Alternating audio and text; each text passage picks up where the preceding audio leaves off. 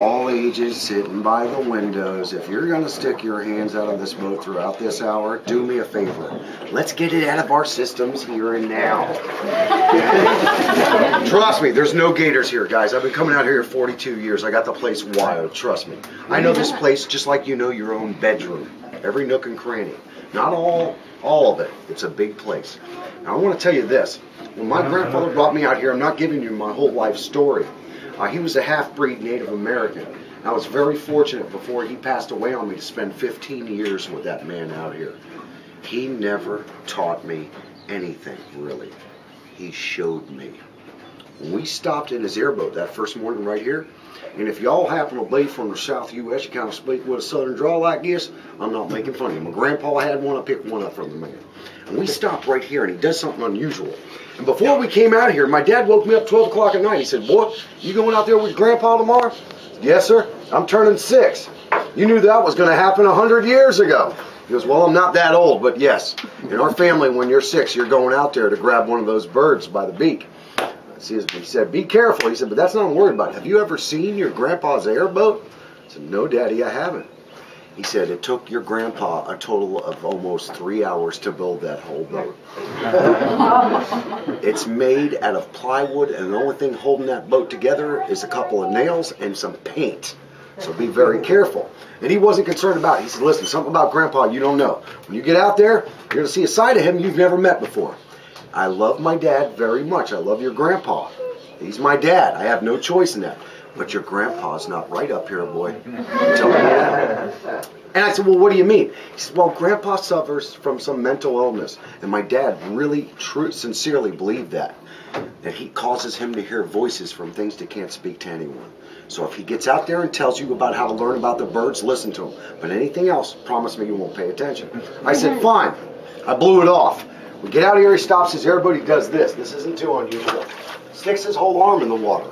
But what he did next frightened me. I've never in my life, except for that first night, been that scared. He started to have a conversation with H2O, agua, water.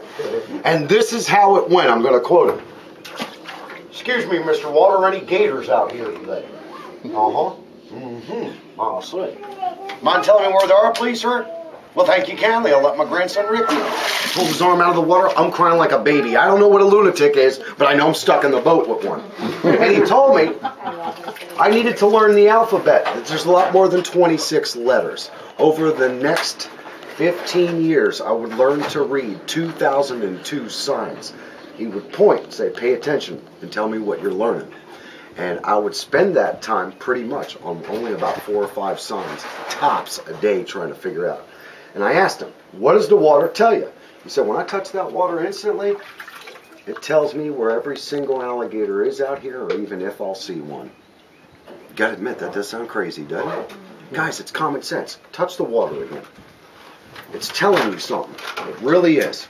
If that were a swimming pool, according to the temperature, would you go in that water? Is it a comfortable temperature? Yes. That tells you every alligator is in that water somewhere. Somewhere. It doesn't give you their GPS, longitude and latitude, but it tells you where you're going to find them. Now, if that water is pretty cold and you wouldn't want to go in it, most ectothermal creatures can't survive it. You're going to be looking on the banks and the shorelines. Now, is there anybody aboard besides me from South Florida today? Anybody? Excellent. These guys probably think it's hot. You and I know this is air conditioning. Come summer, guys, it can be 105 degrees Fahrenheit out here. When you touch the water, it don't burn you, but it's hot. Unpleasantly so. Like a hot bathtub. You wouldn't go in it, and you won't see alligators anywhere. There's none to be found. Why? They go in these canals, lay in the bottom, or they'll go way up on the islands underneath the shade of the trees. You don't see them. Now, where we are right here, we are in the flats, natural part of the glades, where the boats are parked, right up in front. All of a sudden, these lily pads don't grow anymore. These are spatterdock. Spatterdock give you a lot of information about an important subject. Don't ask me how deep the water is. I'm not saying nothing. Ask the plants. They only grow, I'll give you a hint, at the most 6 feet tall. So if you're on top of them, you have to be in water, obviously, less than 6 feet. And all of a sudden they stop growing. They won't go any further. That's L67A, that canal. It's about 18 feet of water right now.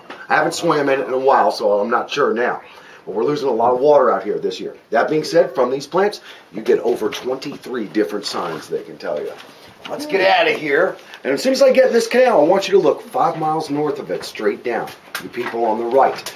On the left side of the canal, 5 miles north of us, you'll see a gray box. Looks like a building down there about this big. That's the toll plaza for Alligator Alley.